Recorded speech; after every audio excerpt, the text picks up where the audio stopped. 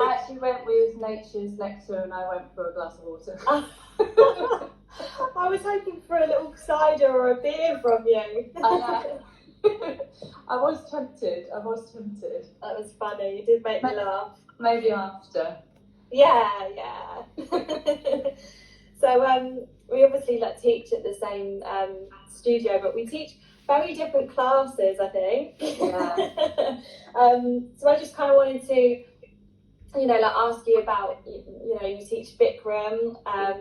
What is bikram?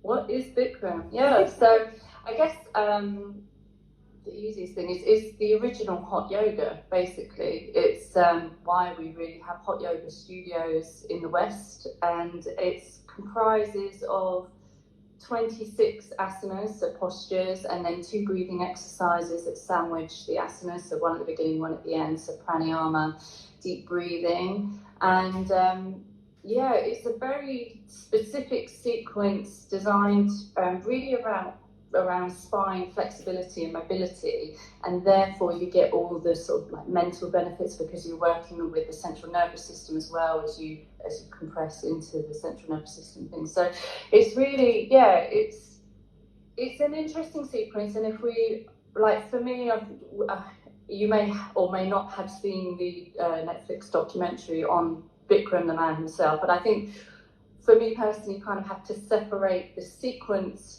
from the man and understand that the sequence itself works, and it's really good. It's a very challenging sequence, even though you're doing the same thing week on week, which for some people that might sound really boring, but actually within that are its own highlights and also challenges as well, because each week you're coming back and you can see progression, but then also you see regression sometimes. So actually it's really humbling at the same time.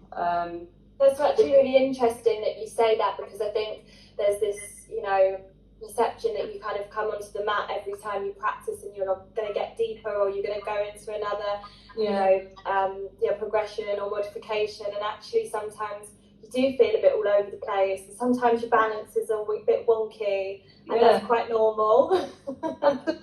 Absolutely, and that's the thing. It's I always say, you don't know. Every time you come onto the mat, there's so many things that can affect your day and that moment being on the mat. So it could be down to what you've eaten, what you've drunk, how close to class you've eaten or drunk anything. Also could be down to just what stresses you've had in your day. Have you been rushing around? Have you had quite a chilled day? Is it hot outside? Is it cold outside? All these environmental factors have such a big impact on what we do and how we do it. And I think people forget that. You think, like you say, you walk into the class and you think, okay, I'm here, I'm going to do my yoga, I'm going to get better, I'm going to get more flexible. And it's not the case. It's not always the case. Yes, of course, you will develop strength and stamina, mobility, flexibility in time, and the more you practice, the more you reap those benefits. But don't be surprised if one day a posture is completely inaccessible to you. It's life, it happens. And also, from my point of view, in the past few years, I've had 2 children in the past 3 years, and my practice is I'm starting from ground level again and having to rebuild, because my body won't go to where it once did. And although I have in my head, okay, I know my body can get somewhere, it's just, can I get back there? Potentially no, my body might have changed too much, and things going on internally that I'm not aware of. But also, I know that because I could get there, at least I've got something to aim for and work towards. But with the knowledge I now have of having 3 extra years of teaching under my belt and educating myself around the subject and reading around and doing trainings and all that sort of stuff. So yeah, that's really interesting actually. When you talk about having children, because obviously you kind of know the body changes, but then obviously your practice will change as well. Absolutely, yeah. I remember particularly after first child sorry, this isn't meant to be about me, but just because it's in my head. Hello. The first child, I used to be able to do headstands, but usually would support the wall and things. And pretty much quite soon after, when I started to try and get back into a bit of yoga practice, I couldn't go on my head. I had suddenly it gave me a real innate fear to be on my head and go upside down, and I just stopped, which is why I asked this year for my birthday to get a feet up to take the pressure, to try and do the headstands and get that same sensation without the pressure on my head. But it was really interesting. It's something that I need to work towards and overcome myself. But I don't know why it happened. I don't know what's changed within me. But suddenly it was like, oh, I don't want to do that. Yeah. Yeah, it's interesting, isn't it? I think I'm a bit like that when sometimes I go into back bends. Yeah. I feel like, some days I just don't really feel comfortable in doing it. It's quite interesting, actually. Yeah. Just to listen to the body, I think, is an amazing thing. Yeah, and it's one of those things. I know people come to class and like, yoga teachers, listen to the body, and you're like, what does it mean? What does it mean? But actually, the more you practice, the more you start to just build that. It's more about building self-awareness, isn't it? And like really sort of feeling what you're doing, noticing what stretches, what compresses, what contracts, what releases, and understanding all these little tiny intricacies, and the tiniest shifts and movements in what you're doing can make huge strides and impacts into the overall sort of effect of what you're trying to do. When we're talking about asana, obviously we both know, and everyone else that probably knows, yoga is such a much bigger thing, but when we're talking and focusing just on asana, like just those tiny little shifts can make a big difference. But yeah. And so how do you do any other style of yoga? Was Bikram kind of your thing, would you say? Yeah, I mean that's where I started actually. My first teacher I see has just joined, so well done. So I found Bikram about 7-8 years ago now. There was a studio that opened in Epsom, and I didn't realise it was there. I really wanted to try hot yoga, and I went, and that was it. First class, life changed forever. Then I got involved in the studio and became part of their helping hand, so I got to do all the dog's body stuff. So I did the cleaning and the opening, closing, studio working on reception, cleaning the showers and things after. And it meant I got to practice for free, but it also then meant I got to be much more involved in the studio. It gave me a reason to turn up and show up for myself, actually, but because I felt like I was committed to other people, I had to show up for them as well. And it was the first time I felt like I belonged in part of the community. Like I tried other things. In my 20s, I tried Ashtanga. I loved Ashtanga. I couldn't believe you could sweat doing sort of Ashtanga sequences. And then, and this was just through parts of gyms and things offering classes. And then I tried Iyengar, which I also love. I cannot remember the teacher's name, but she was incredible. And I wish I could, because I remember being in class being like, if I get to that sort of age, and she must have been, I would say 60 odd, and I was like, if I can be in that sort of like condition and sort of mindset at that age, like I would winning. But then it was Bikram. I always thought, well, I like yoga and I like the heat and being in hot countries and things like that. So why not? Why wouldn't I like this? And yeah, it did just changed me. So then eventually, after a couple of years of practicing quite regularly, I thought I need to just go and do some training. So I went and did training, not the official Bikram route, so I haven't ever trained with actual Bikram, thankfully. Other people might argue that point, but for me, I am aware of certain stories, so I'm sort of glad I sort of went a different route. But the training I had was really thorough. It was still 500 hours. It was based on the hot yoga, the 26 sequence. So the dialogue's slightly different to a traditional Bikram yoga teacher, but their approach was really trying to come at it from more of a conscious, sort of body conscious point of view. So we're not too much like in the driving and the push and the quite aggressive sort of language that can be used sometimes. So it's a bit more of a conscious approach to how we can move the body. Did that training, came back, and then since then I've done yin, and I love yin. Yin is a huge passion of mine, and what I love is how poles apart it is for Bikram. It could be more different, and I think that's where I get that real lovely balance between the two. And then also done some pre-postnatal baby yoga, baby massage stuff as well, and just general sort of hatha yoga, because Bikram is hatha yoga after all. It's just 26 postures put in a particular order, but it is all hatha yoga. So yeah. Do you like how see, I would kind of, because I teach obviously Vinyasa and I'm quite creative, so that kind of suits me, but do you feel like the set sequences, do you find it like it's quite good, like it's regimental and you get into it quick, do you think? I think you can come at it from both angles. I get what you're saying, because I think the yin gives me more freedom to plan classes, even though there's not a great deal of yin postures. Like traditional yin is only really about 24 postures.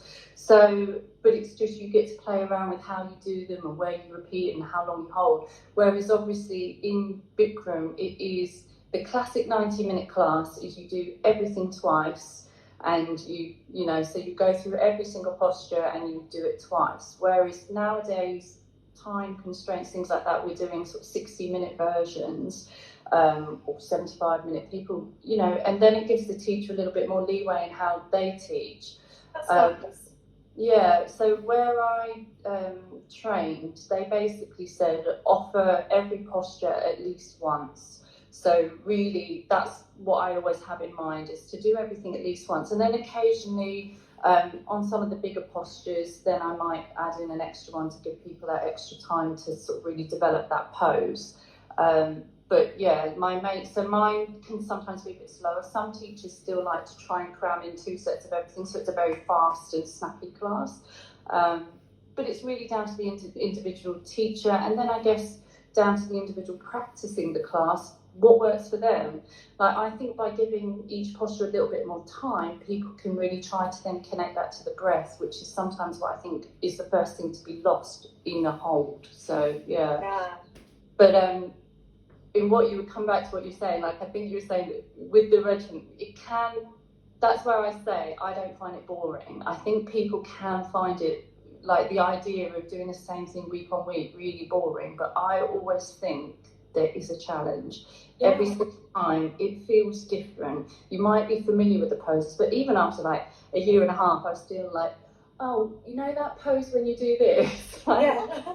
I've heard the dialogue hundreds of times, you know, with teachers barking at me as I went through the asana, and, you know, I just couldn't connect to the names, I wouldn't know what they were called. And every now and then, because you're so sort of zoned into what you're doing, because it is a moving meditation, then, you know, sometimes every now and then a teacher will say something that kind of takes you out of that zone, and you're like, oh, okay, let me try that now. And like, you know, it just, yeah, it constantly evolves. It's surprising. I think it surprises people.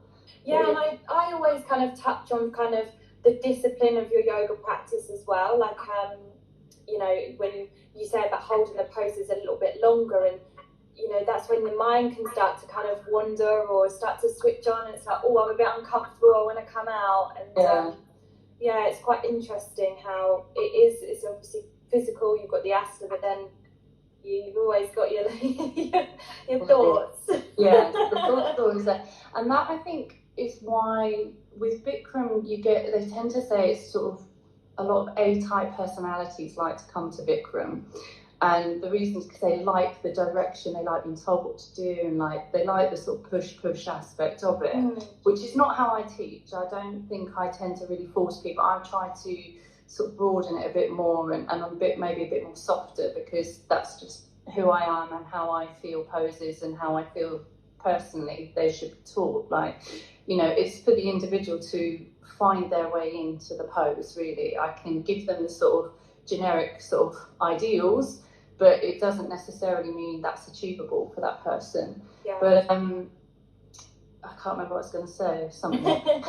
Who knows? It'll come back. It will come back, and I'm like, ah. But yeah.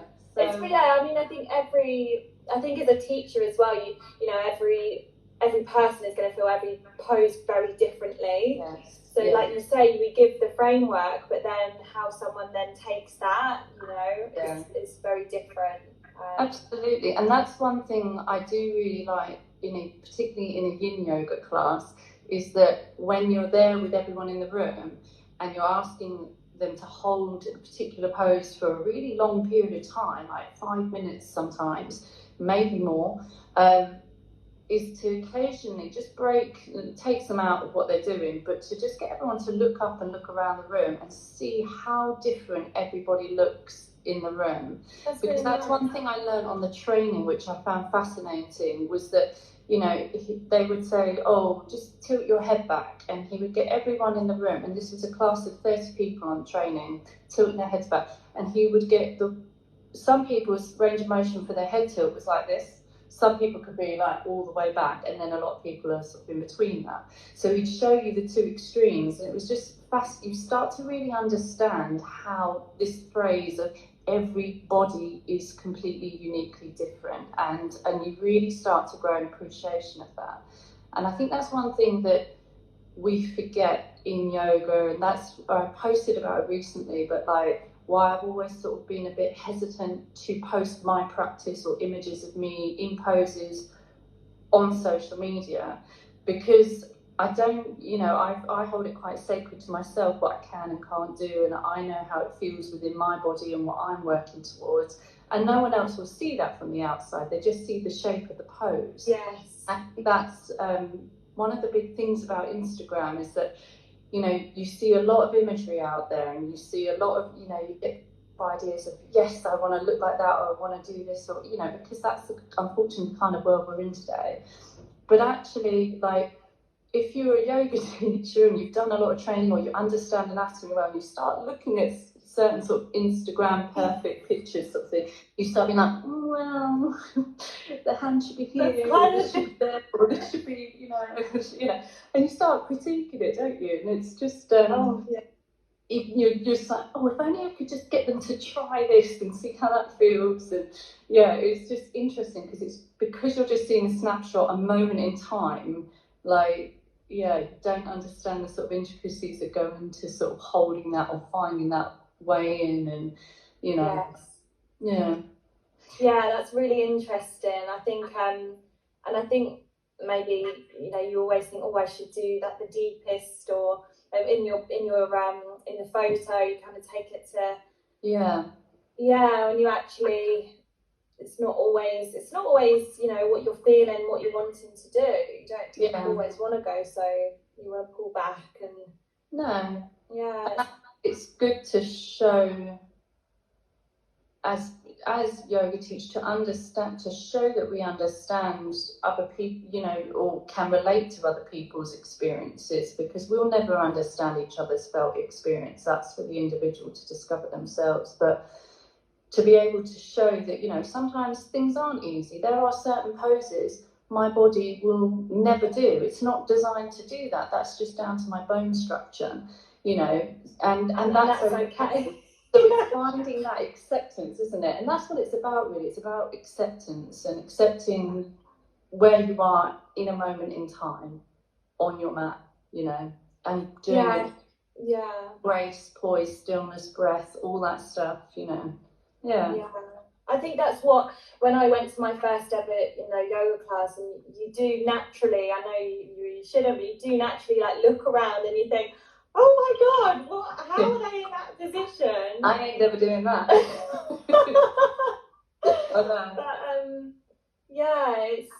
It's an amazing practice. I think, like, it's more, you know, like we've just said, that more than the physical, you can really just get lost. And I think, and I think I love it when, you know, there's all different people, you know, men, women, body shapes, ages, like all coming together and just finding their practice. Absolutely. Rather than this just, you know, what I'm teaching. It's not just that, it's how they're then taking that information into their practice.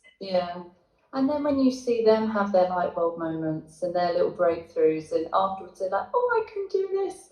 I had a lady that she had scoliosis, and was just like, oh, you know, and I was teaching the Bikram sequence, but not in a hot studio. So, you know, so you don't have that initial, that extra challenge of the heat, but also, so your body's not warmed up quite in the same way. So that's kind of what the heat's there for, is to get the body already into a state where it's warm and then able to be more pliable and flexible to move, but cautiously.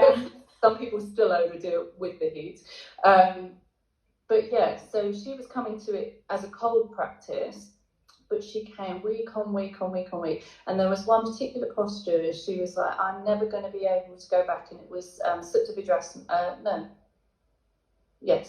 fixed bound pose. So sort of kneeling, sitting in between the heels and then lowering back, even onto elbows. Like she's like, I'm never going to be able to go back, because I always say you must have bottom touching the ground before you then go back.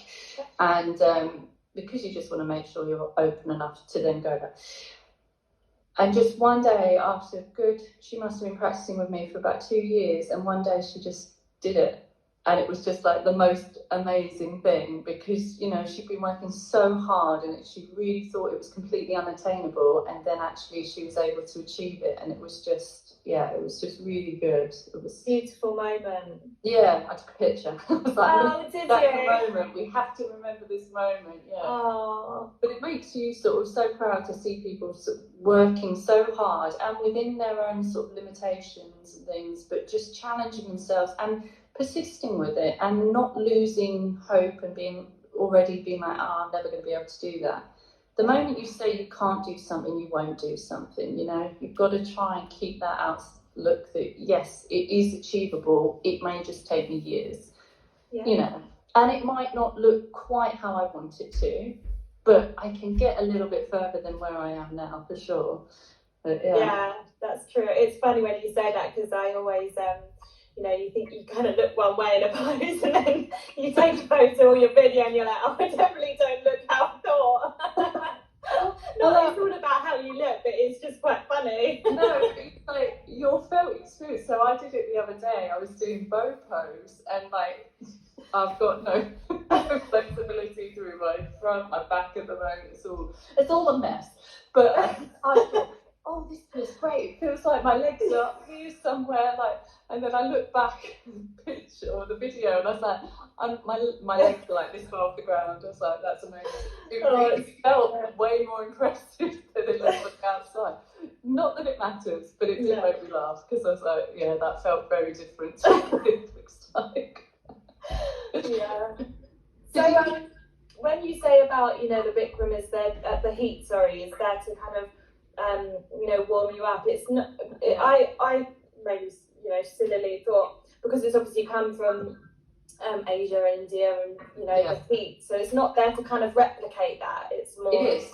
Okay. Yeah, it is. So basically, the sort of story goes really that when Bikram sort of started teaching Westerners, he was sort of scratching his head a lot, thinking like, why can't these people do what we do in India? Like, this is just silly. Like, and then it took him a while, but he worked out that actually it was because, you know, in India you're practicing in sort of very hot temperatures, very humid temperatures. So if you start to bring in the heat and the humidity, so it's not that it's hot like a sauna, which I think some people think it's going to be. It's actually, you know, there is humidity in the air, so it is moist air, so it's not all dry and your sort of nostrils are on fire. But it's all right, it's manageable. It is hot, you do get a bit of a blast. If you're in a hot room, that usually they say to heat around 40 degrees and about 40% humidity. And there are different ways of heating. So the studio I first went to did central air, so the air is hot around you. So actually when you walk in, you get that sort of, I'm in a hot room, and then you can play around with the humidity. But then at Very Yoga, where we teach, they have the infrared. So that's a different way of heating, because that heats internally the body first rather than the external air. And so actually it's a very different feeling. So I think some people that are used to central air and come to infrared are like, whoa, this isn't very hot. And actually, like, as they get through the practice, they start to realise, oh, actually, yeah, it is kind of, you know. Yeah. But yeah, it's exactly what you say. It is to recreate conditions of India, because then it keeps the body warm. When the body's warm, it's already going to be more adaptable and flexible. So then it means that when you're in the poses, you are able to get those sort of deeper stretches. But again, being mindful, because even in the heat, people think, oh, I'm so warm, I can just like fly out. And, you know, so people can still get injuries. But I mean, the main purpose of all yoga, I would think, really is to heal the body.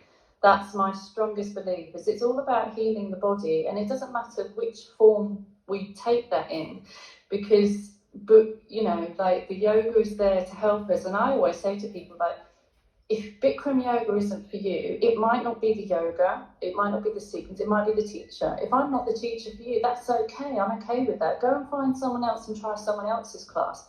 Equally, it might be the form of yoga. So go and try Amy's class and do some vinyasa, you know. Do you teach vinyasa in the heat as well? Yeah, so it's warm at Berry, and then I've taught in heat as well, like a hot environment, which it can be quite intense because obviously Vinyasa is a flow. So it's quite different. You already build up a sweat. Yeah, and then you add the heat, you're like, whoa. Why am I doing this? So yeah. It's quite interesting why people started doing Vinyasa in the heat, just for similar ideas. Yeah, I think it similar ideas probably. I think it did become quite fashionable, didn't it, at one point, like the hot yoga. Yeah. But yeah, I'd say, you know, Bikram is more traditional, and then I think the Vinyasa kind of came in as riding on those coattails. Yeah, sorry. Yeah, it's interesting because I quite like it. I've done I think one Bikram class, but I've done a few Ashtanga, and I think it's very because I think I'm just quite like a creative person, and I quite like to. Yeah, I mean it's amazing, but I do like a bit of a change. But that's just me. You know? That's absolutely fine. And I also think at different stages in your life, you're looking for different things. Yeah. So in my 20s, like Vinyasa was like, or Ashtanga, when I tried it, I was like, oh, I'm really into this, really like it. And like, you know, then I tried the Iyengar, which is very sort of still and static with all the props and blocks, and like I loved all that. I was like, oh yeah, I like this. Yeah. For a while. And then like the Bikram served its purpose, you know, at the time I needed it. And I just don't think, after sort of a year and a half of, I was practicing maybe 3 to 4 times a week, near enough every week. And because I think it becomes a bit addictive as well. But like, I just don't think I ever felt as strong mentally and physically as I did when I was practicing. And it's funny, I always tell people, like, if you're thinking about weight, which is completely irrelevant, but like I know a lot of people think, oh, I'm going to go do yoga, I'm going to tone up, I'm going to start to lose weight and all this stuff. So I get that it's in people's psyche. Not that I really agree with that, but like at the same time, what I don't weigh myself, but I take measures. So I take measurements, various areas of the body, and I don't get like, you know, I don't do it every week and jot it down, like that's silly. I just do it from time to time and just see where I'm at and how things are changing. And regular practice of Bikram, I was losing inches in places, so I knew I was toning up, tightening up everything. My weight plateaued, completely just stayed the same the entire time. And it didn't matter, you know, what I was eating or drinking or all this stuff. Yes, that was improving, because I find the more I do yoga, the more just the whole of me doesn't want certain things, and I start gravitating towards the healthier options and the cleaner options. And, you know, and everything just leveled off and stayed the same. The thing I think made a difference was meditation.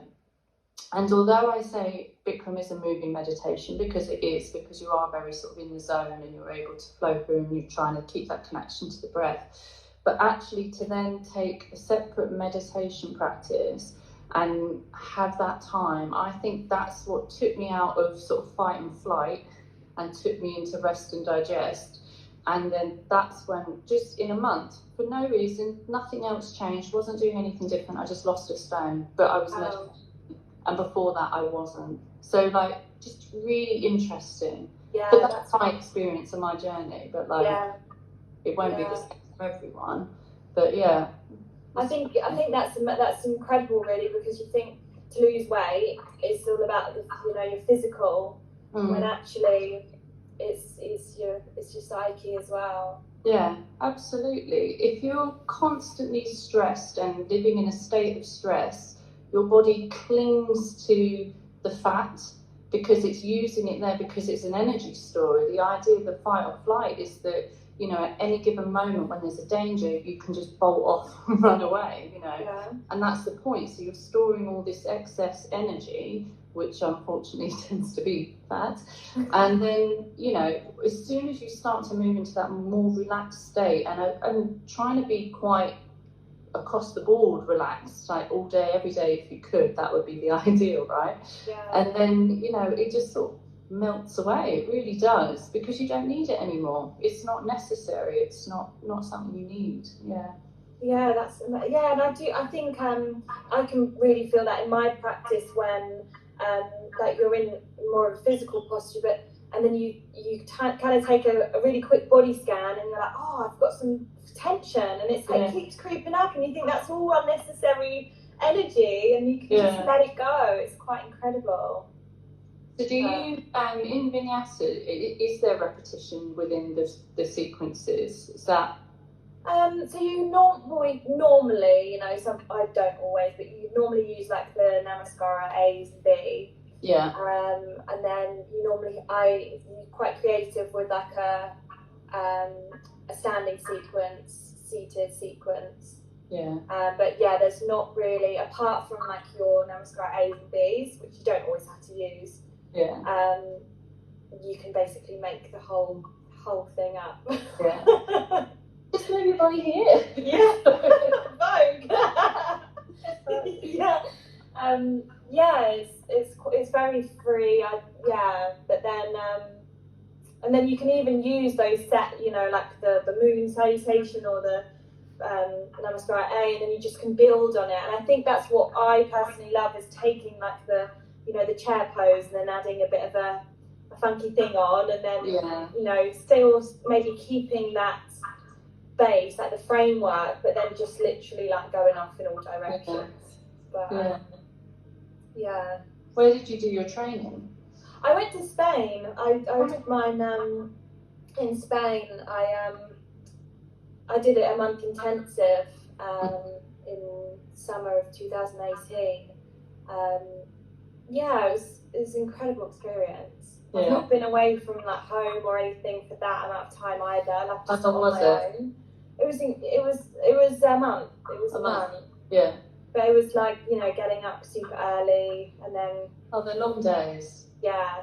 And I think, you know, when you're with it, they were all women, and you're vibing off of all of them and how, you know, they're finding it, and there's bonds for life. It's quite incredible, really.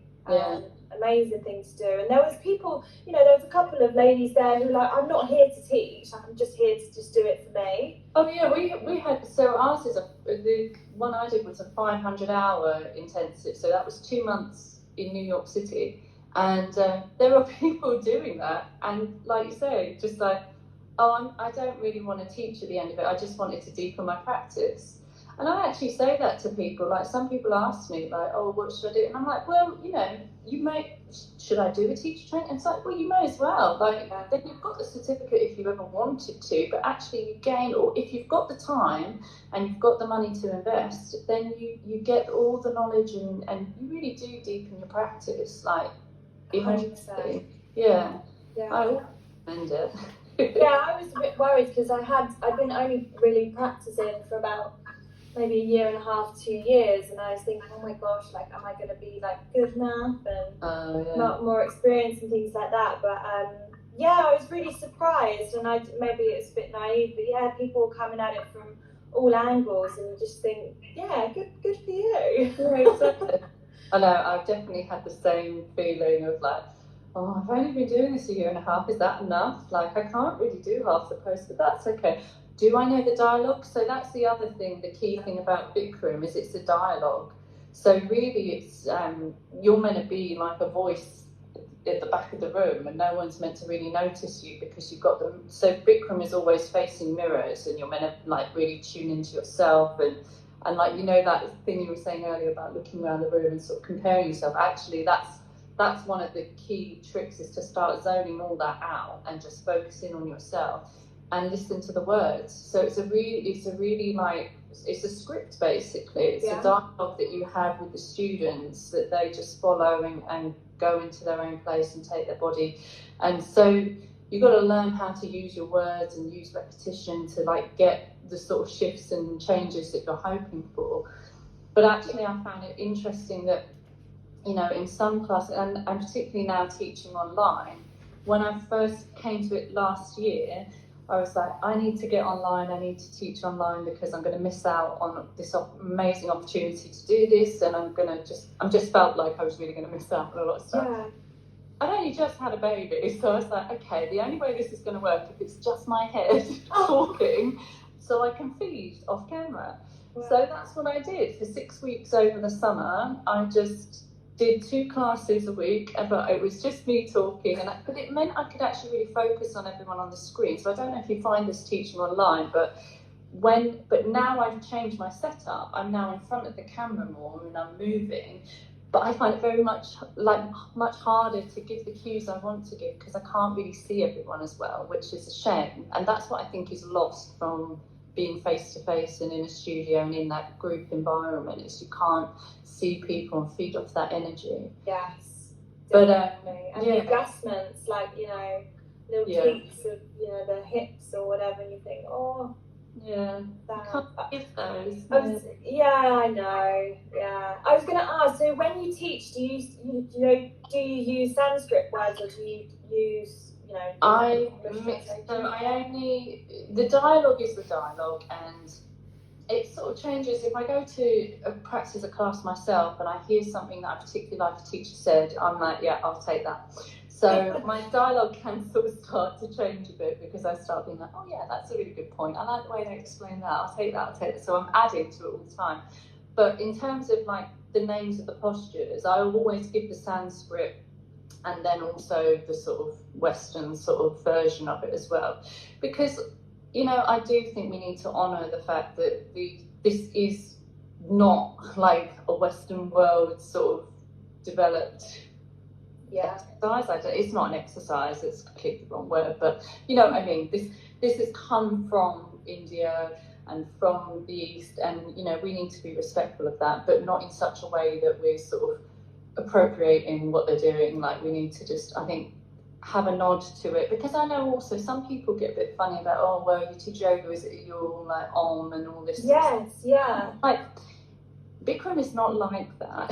It isn't like that. And I once had, very early on when I was starting to teach, someone close to me wanted to do a group class with their friends, but they were like, but I'm just a bit worried because I'm religious and I don't really want all the religious stuff. And I was like, okay. But for me, yoga isn't a religion. It's not religious. It's spiritual, perhaps. And I might use some of the Sanskrit words. And I might talk about sort of meditative ideals, but it's not religion. No. So, like, please don't worry. Like, I hope it won't, like, you know, offend you in any way. So it was a real interesting, because I'd never sort of really thought about that, and I was like, wow, that's interesting. And you need to be respectful that people want to come and practice the yoga because they see it as an exercise and a form of staying healthy and mobile and all that stuff.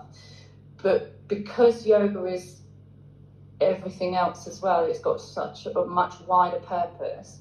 I think some people get a bit fearful that it will jar with their own sort of principles and philosophies and stuff. Yeah, I agree. And sometimes in I've heard in schools they have to call it like mindfulness rather than the yoga and things like that. But yeah, that's a really interesting point. Yeah. Do you use the Sanskrit in Vinyasa? Well, we have to learn. When you remember? Yeah. There's some that really stick, and then others I'm like, no. There's one I love to say, and I make a real point of saying it and telling everyone that I love it. You know, sometimes these Sanskrit words just like roll off the tongue. I'm like, Dandiyamana Vivattapada Paschimottanasana, and I love it. It's such a tongue twister, like, and spell it and everything. I'm like, yes, I love this one. And then sometimes you're like, what's camel? Like, took me a long time to get the difference between awkward pose and camel pose, because it's Utkatasana and Ustrasana, and I always thought they were very similar. And then I realised, oh, Kutasana is quite awkward to say, so that's awkward pose. Oh, that's a good one. That's good. You just find your own little ways of remembering. Yeah. But yeah.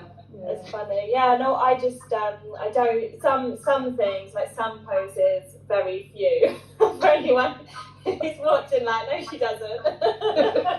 There's a couple, but no, like we had to learn. We were supposed to, learn the poses, and we did for our exam. But I feel like you have enough to learn rather than all the poses now. So when I did my pre and postnatal training, the whole book it has all the Sanskrit names, and I was like, beyond 26 postures, I'm not, as clued up on that. Although, like, when I'm teaching just sort of generic hatha classes, like, I try and sort of pull out the names so I'm getting more familiar with more of them. But yeah, I was like, and we had a test at the end and everything, and it was all in Sanskrit, and I went to like, I don't know what this is. Can you just tell me what it is, and I'll tell you the answer to the question. Yeah, it's really funny. Need to do my homework. That's it. Yeah, and I just think it's a journey though as well, isn't it? Just not just for the student, for us teachers. There's always it's never like I finished kind of thing. There's always more you can do and more you can learn. That's one of my favourite phrases. It's like, happiness is not a destination, it's a journey. Like, happiness is a journey, it's not a destination. And I think that's true of anything that we do. Like, it's not about that we're just going to get from A to B. Actually, like, we keep on going, we keep moving forwards, and just put one foot in front of the other. That's all we can do. But yeah, I mean, in terms of yoga, nowadays there's so many, isn't there? There's so many offshoots of the same thing as well, and like the slight variants. That's where, like, I always thought, well, you might tell me it is or it isn't, but like with Ashtanga, I always thought that was sort of Ashtanga, and then it was like Vinyasa sits underneath that Ashtanga umbrella. Yeah. And then flow is sort of off that as well, and so it's all like trickling down into these myriad of things, and it's like, are they all the same or are they different? Yeah, that's so true. I think I do feel like that. I feel like we're the Vinyasa is a bit more. It's not very traditional. It's quite comes from like the Ashtanga and. But yeah, I mean, I think it's interesting, like what you say as well about finding your teacher. It's not sometimes it's not the practice. You have to love the teacher, and I think at first, when you start teaching, I think it's quite hard sometimes when a student doesn't come back, or you think, you want to be for everyone, but knowing that it's okay if they're not the teacher or the student that's going to come back is absolutely and we're human, we're not infallible, and like it is disheartening if someone doesn't like you, doesn't want to come back. But it's like understanding that they're entitled to that. Every person's entitled to their opinions, their views, and it's not to say it's forever. They might come back in a few years' time and be like, oh, actually, what was I thinking? That person's amazing now. Like, I've been in classes where I'm like, oh my God, like, get me out of here, like, I can't listen to this voice. Because, and with Bikram, because it is that continuous dialogue, you've got like 90 minutes of it, and you're like, no, stop it, stop saying that word like that. And it takes you away from the purpose of why you're there. And I'm sure I do that for some. I'm probably really great on some people's nerves, and I apologise for that, but I am who I am, and I teach in a way that I want to be taught. That's always been my approach, is that I need to deliver and teach in a way that I would want to be taught. And that's maybe why sometimes maybe I do over-explain certain things, because actually maybe in my learning experience I struggled with that, and I think maybe a little bit of over-explanation will help people get there more quickly than I did, for example. Like, so it's funny. Yeah. Oh, yeah, that's it's so lovely to talk to you. I know, you too. I feel like this could go on forever. I know, I'm conscious. Everyone's like, shut up, guys. Yeah, we'll have to do another one. I think. That'd be nice. Yeah, but no, thank you so much. That's all right. I hope it helped someone out there. Like, I hope it's useful to someone. just to hear the ramblings of two yoga teachers. Yeah. I'm sure there's something in this, you know. Yeah. Let's hope. Yeah. And actually, like I drew you a card. So my latest obsession is oracle cards, and yours was generosity. Oh. So there you go. So that's really nice. Oh, thank you for that. That's all right. Yeah, I need to. I'm always I'm quite like into. Well, I'd like to get more into, should I say, you know, the cards and my palm read, things like that. Yeah. I've written a little list in lockdown of things that all the things I'd like to do. All the things I'm going to start booking up once it's available to do so. Yeah. So I do Reiki. I've been training to do Reiki as well. So I'm sort of moving into that sort of more energy healing aspect of life as well. I'm getting really into crystals. Like I'm a little bit obsessed with them at the moment. So I'm like, oh, what can I do? What do I need in my life? But I just, other than that, they are beautiful. But like I want to learn more about their energies and how they can be used in yoga and Reiki, all that stuff. So yeah. Oh, we'll have to come and do another one, and you can chat all about that. Yeah. I think I need to go to course, or somebody needs to educate me. Maybe you can find someone that's an expert in crystals and talk about that. Or that would be good. Oh, it's lovely to talk to you. Thank you so much for your time. Thank you for yours. Thank you for care. It's been a joy. Oh, good. Hope to see you soon as well. Yeah, definitely. See you soon. Take